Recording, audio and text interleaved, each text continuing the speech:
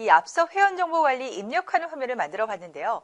데이터베이스도 생성하고 직접 만든 프로그램에 데이터도 넣어보니까 정말 간편하게 사용할 수 있었겠죠.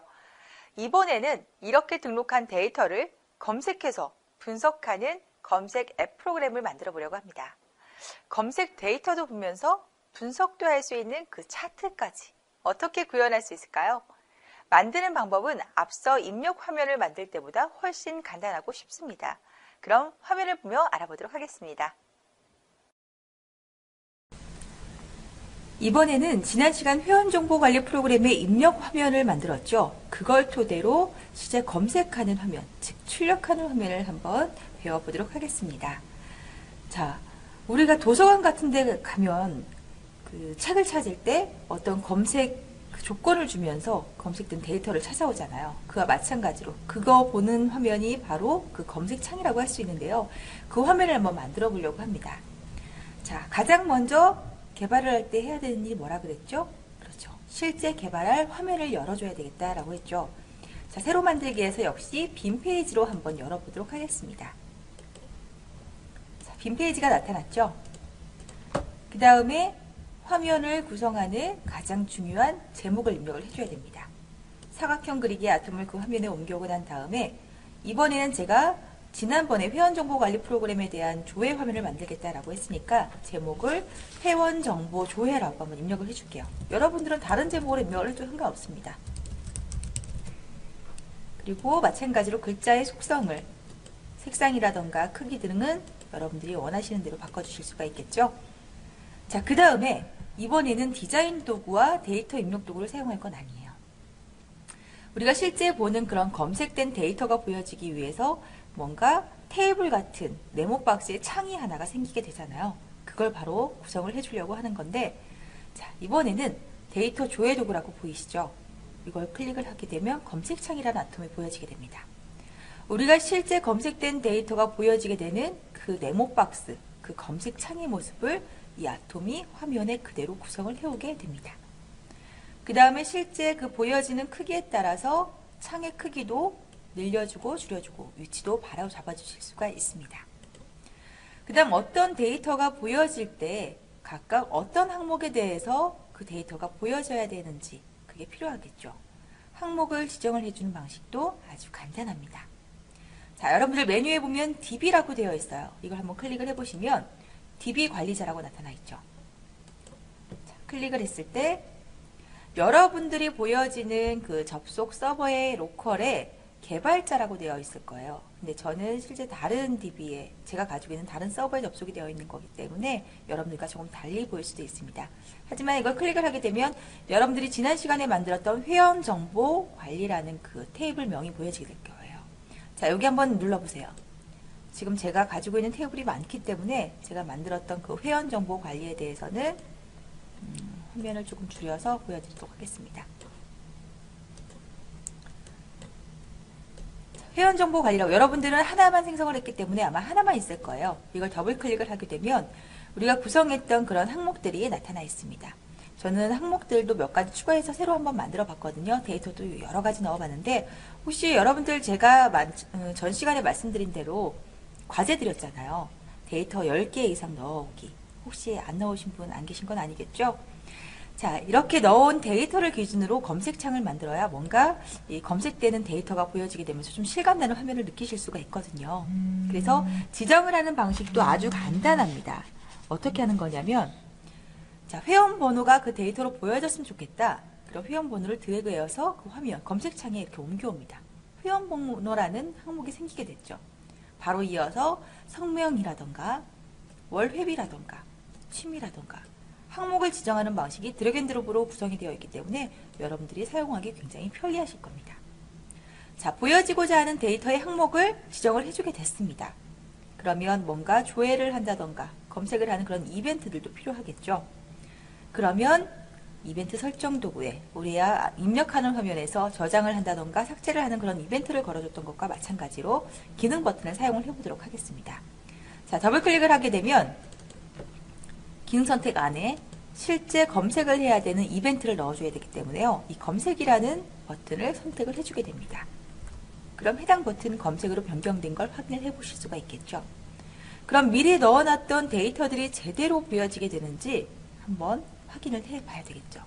실제 확인을 해보려면 어떻게 해야 된다 그랬죠? 그렇습니다.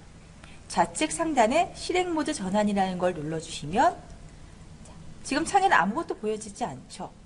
검색이라는 버튼을 눌러주면 미리 넣어놨던 데이터들이 지정했던 항목들과 이렇게 한꺼번에 보여지고 있는 것을 확인을 하실 수가 있습니다. 여러분들이 넣어놨던 데이터도 지금 잘 보여지고 있나요? 그러면 추가적으로 한 가지를 더 알려드리도록 할게요. 이번에는 여러분들이 이렇게 나타난 데이터를 기준으로 뭔가 좀 한눈에 보기 좋게 흐름 파악을 한다던가 분석을 하고 싶다라고 했을 때 나타난 데이터를 가지고 물론 분석을 하셔도 좋지만 한눈에 좀 비주얼적으로 봐야 되겠다. 그럴 때 차트라는 거 많이 사용을 하시게 될 거예요. 자, 검색이라는 이 버튼을 Alt와 방향키로 조절을 해서 하나를 더 복사를 하도록 하겠습니다. 그리고 방향키로 조절을 하게 되면 그 넓이도 지정을 하실 수가 있어요. 마찬가지로 이 기능 버튼을 더블 클릭을 하게 되면 기능 선택 안에 이번에는 차트 연결이라고 한번 속성 설정을 해주도록 할게요. 그럼 차트 연결이라고 변경이 되어 있죠. 차트가 이제 어떻게 보여지게 될 것인지에 대한 축값 설정을 여러분들이 직접 해주실 수가 있어요. 차트 연결이란 버튼 위에 마우스 오른쪽 클릭을 한번 해보세요. 그러면 차트 항목 속성이 나타나게 됩니다. 클릭을 하게 되면 차트 제목을 회원 차트라고 제가 적어줄게요.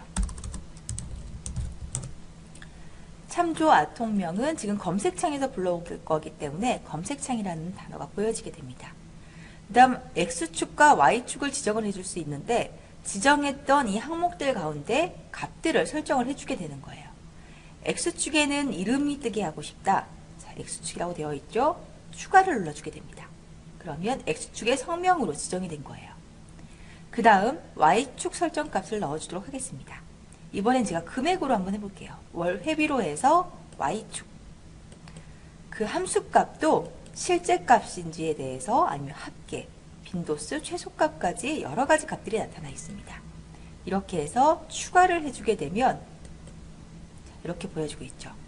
차트의 종류는 실제 만들면서 이 안에서도 설정을 해주실 수가 있지만 잠시 후에 변경되는 걸 제가 잠시 후에 또 보여드리도록 하겠습니다. 자, 이렇게 되면 실제 차트가 보여지게 되는 속성 설정도 끝나게 되는 겁니다. 그럼 차트도 봐야 되겠죠? 그럼 다시 한번 실행 모드 전환을 눌러보도록 할게요. 자, 좌측 상단에 다시 실행 모드 전환을 눌러주게 됩니다. 그리고 전체가 검색된 데이터를 가지고 차트 연결을 하라고 제가 버튼을 또 눌러주게 돼요. 그럼 기본으로는 이렇게 2차원의 막대 그래프로 보여지고 있습니다. 아까 그 설정을 해주면서 차트의 유형을 변경을 해줄 수도 있지만 이 안에서도 차트의 종류라던가 그 다음에 2차원이나 3차원의 그 그래프들까지도 여러분들이 속성 설정을 해주실 수가 있습니다. 뭐 선으로도 바꿀 수가 있겠고 그 다음에 파이로도 바꿀 수가 있겠고 제공되고 있는 여러 가지 유형들이 있어요. 마음에 드는 그 그래프를 선택을 해주게 된 다음에 이렇게 비교 분석을 해주실 수가 있겠고 그 다음 축값 설정이라던가 그 다음에 뭐 여러 가지 그런 배색 설정 같은 것들도 이 안에서 마우스 오른쪽을 클릭을 하게 되면 그 모든 속성을 모두 사용을 하실 수가 있습니다. 자, 이렇게 해서 여러분이 입력한 그 데이터를 가지고 그 테이블을 활용해서 검색하는 화면까지도 이렇게 만들어 봤습니다. 그리고 아주 간단하게 차트가 구현되는 것까지 보셨죠?